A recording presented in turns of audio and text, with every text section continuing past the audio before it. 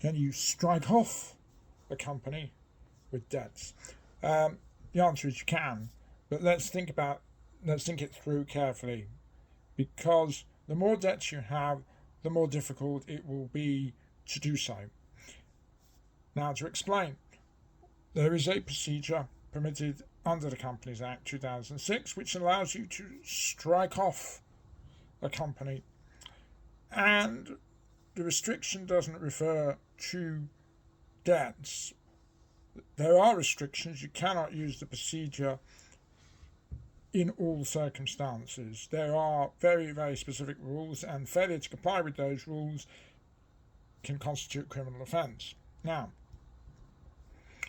one of the key issues with this is that if you have creditors that have gone unpaid through the company, they need to be notified. And of course, the reason they need to be notified is because this is not a procedure of going into liquidation. This is you, as a director of the company, striking the company off.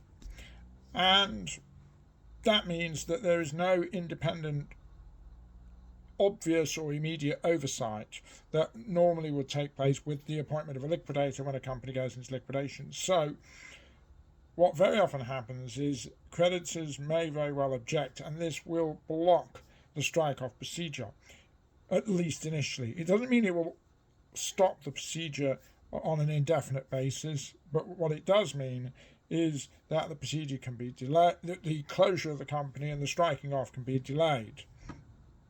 Now, the creditors will be given the option to renew their objection to the striking off, and Companies House will consider that and act as they consider appropriate in the circumstances.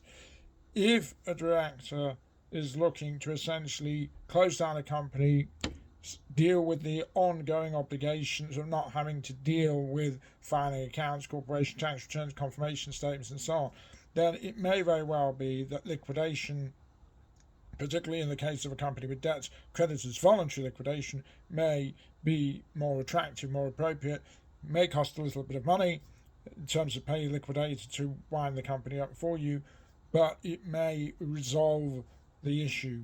Because don't forget that if a company exists on the register and it is in a constant state of, even though it's not trading, it still has to file accounts, corporation tax return, confirmation statements, and so on. There's ongoing compliance. And if you cannot do this yourself, you're going to have to employ conceivably an agent, accountant, financial advisor, whatever, to do and prepare those documents for you.